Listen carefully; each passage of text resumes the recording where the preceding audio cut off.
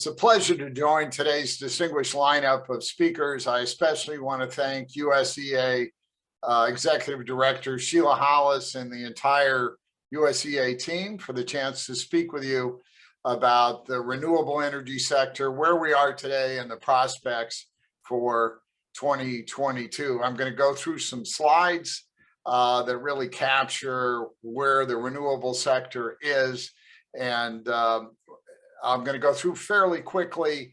If any of you would like a copy, you can just reach out either to me, Wetstone at ACOR.org, or to the folks at USEA. We're happy to send that along. So next slide, please. So in the way of background, for those of you who are not familiar with the American Council on Renewable Energy, we are a nonprofit that works to accelerate the transition to a renewable energy economy. Next slide, please. We have members that go across the renewable sector that include developers, manufacturers, investors, big off-takers, electric utilities, and others that are engaged in the sector. So it's a big segment of the American economy. I would say the transition to renewable energy is well underway.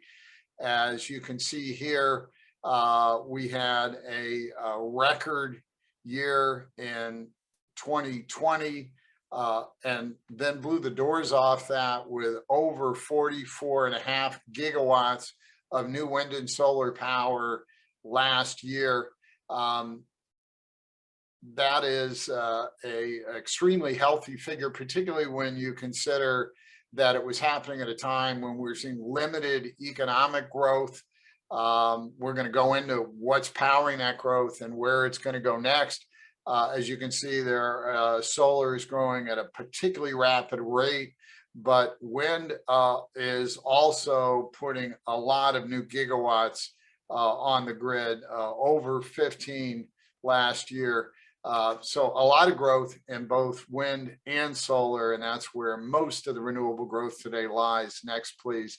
In terms of investment, we're looking at over $55 billion in new investment last year, once again, mostly in solar and wind.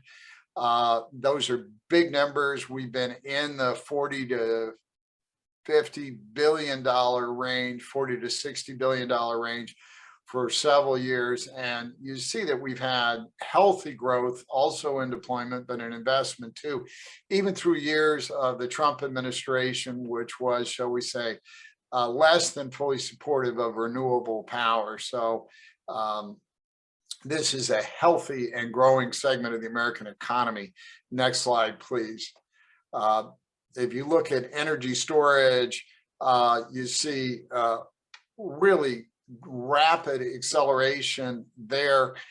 These numbers in the range of 3,500 megawatt hours last year are substantial, but really not nearly what we think this sector can do. So we think growth in the storage sector is really just beginning. And we're going to talk a little bit later about policies when we get to energy storage. I think the tax credit that is pending would really see that growth dramatically increase. Next slide, please. So here at ACOR, we have a campaign to promote $1 trillion in renewable sector investment. Next slide, please. That includes both generation and enabling grid technologies. Up to date, we're looking at about $167 billion. So we have a ways to go. As fast as our growth has been, in order to meet this campaign, it's going to have to continue to accelerate and do so rapidly. We anticipate we'll need over $90 billion a year. So that's almost doubling of current investment trends. We do think that's possible if we get the Buildback Better Act tax platform enacted one way or another, and we're still very hopeful of getting there. We'll be talking about that in a moment. Next slide, please. So what's driving that growth, and do we anticipate it to continue, or as we're hoping to accelerate?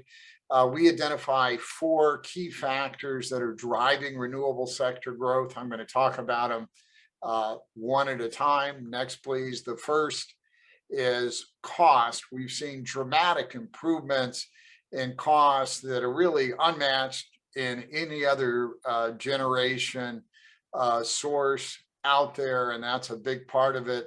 Over 90% reduction in solar costs since 2009, over 70% reduction in wind cost.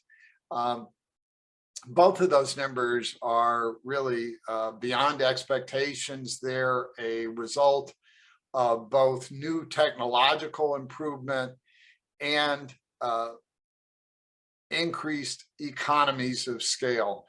And as a result of these cost improvements, next slide, please, we do today see both wind and solar as highly competitive with the absolute cheapest alternative source of new power. In much of the country today, renewable power is the cheapest source of new electricity. Next slide, please. So our second driver is continuing demand from American businesses and residences. We see nearly 13 gigawatts of new power just through November last year. We think we can get the December figures in. We're going to have another record for commercial and industrial contracting for renewable power. When you think that we're in the range of 14 gigawatts a year, that's ballpark where we expect to be of new wind and solar, totally aside from what's going to the utility sector. These are big numbers, and that's a big part of the growth. The world has really changed from 5 or 6 years ago, where pretty much all of the new large-scale power went to utilities. Now we see commercial and industrial users as a big part of that marketplace. Next, please. In terms of solar energy, distributed solar, we do see continued growth there, averaging in the range of last year, more than 5,100 megawatts. By the time we get our Q4 data, there's every reason to believe we're going to see again another record year in 2021. So big growth and continuing demand for renewable power. Next slide, please, from both residences, commercial entities, and at scale for utilities. Another key driver, obviously, is state renewable policies. 29 states have some sort of renewable and clean energy standards. There has never been a problem meeting these standards, and the pattern has been that states have gone to more and more aggressive standards. Where that ultimately has taken us, next slide, please, is the logical endpoint, which is states going to 100% clean or renewable energy.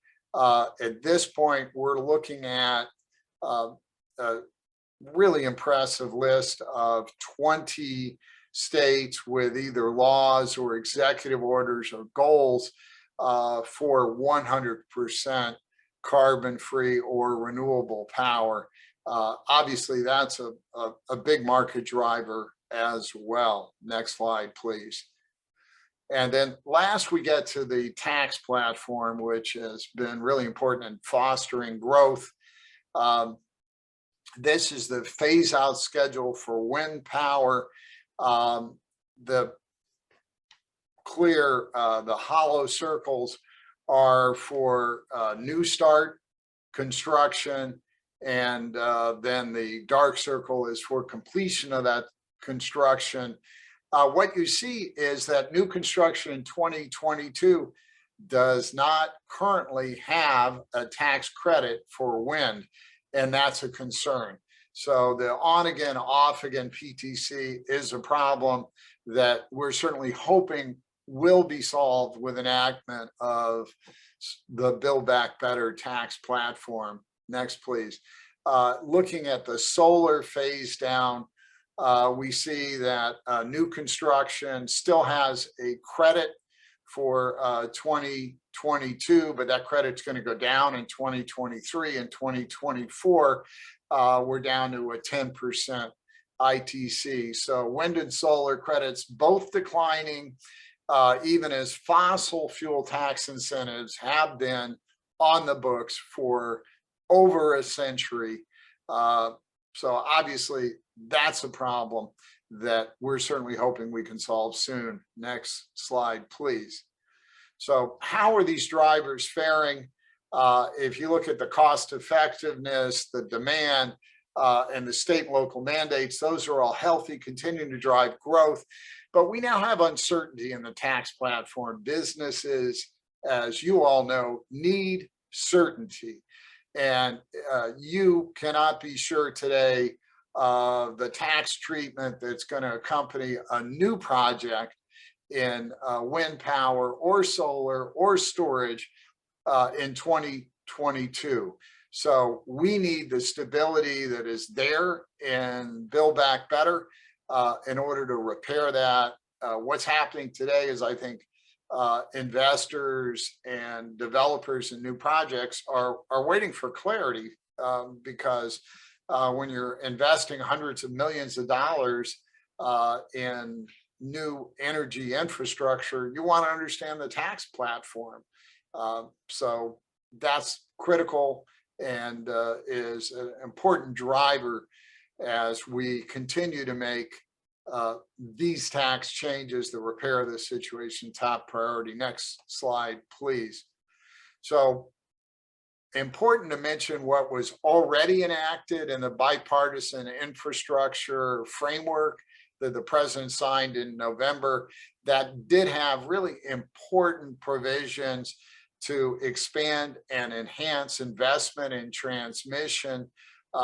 This was augmented with yesterday's announcement of the new program at the Department of Energy, which put out a notice of intent on building better transmission, build a better grid.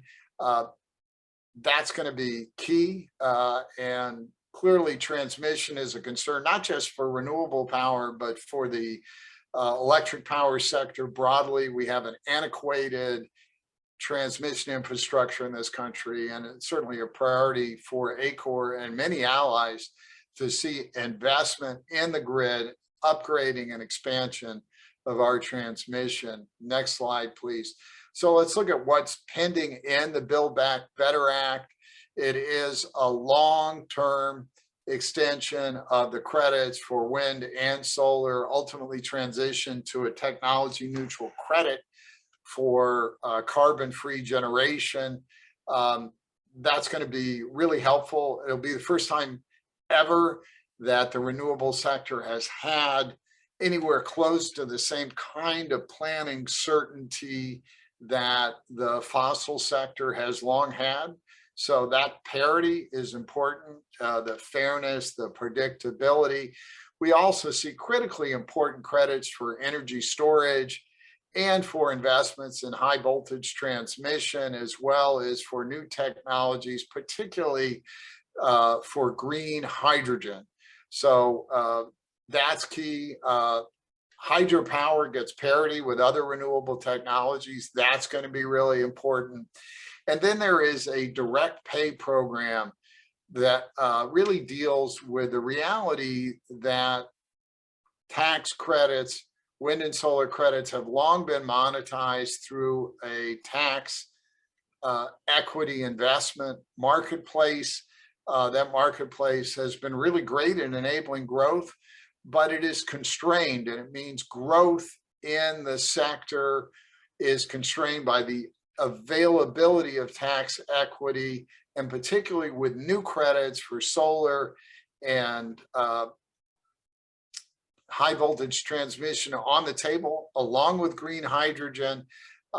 We know we would be constrained by the tax equity marketplace absent a new program. So we're really happy to see that direct pay program as part of the Buildback Better tax package. There's also some great and important new provisions there that empower the DOE Loan Program Office to do more to help incentivize and facilitate new transmission. There is a particular focus on long distance and offshore transmission, as well as interstate, and funding for help for grid planning, modeling, and analysis. All this is going to be important in getting us the grid that we know we're going to need to be competitive in the 21st century. These transmission improvements are really consistent with where the Chinese have already gone, with what's already happening in Europe and parts of South America. And if we want to continue to be competitive as an economy, we've got to invest in 21st century transmission infrastructure. And that's another key reason why we need the Build Back Better Act. I would also say it allows the renewable sector and the grid to continue to drive economic growth. I mentioned at the outset over 55 billion in investment last year. We think we can get that number up to where it needs to be to meet our transmission, to meet our 1T target, more like 90 billion, and that's really important economic growth for the nation. Next slide, please. Looking at where we engage at ACOR, obviously tax policy has been critical. It's really where our energy policy is as a country and the tax code, so we're very focused there. Climate policy is an important part of the future, and we're very focused there. It's time to get moving on climate if we're going to meet our climate objectives. We know that we have to not just continue the booming growth in the renewable sector, but accelerate it. And that's part of it. I mentioned the grid quite a bit already, but that's a big area of focus for us, as is energy storage. And the last thing I'll mention is sustainability investment, and ESG is really important. It's probably the single biggest trend today in American investment is growth in sustainability investment. And we need to do better to make sure that those investments are directly connected to reductions in greenhouse emissions. We need more transparency, more standardization there, and that's a focus as well. So that's the overview. Any of you, next slide, please, would like a copy of the deck, feel free to email me or the folks at USEA, and we're happy to be helpful. Thanks so much for listening, and I hope you all have a great day.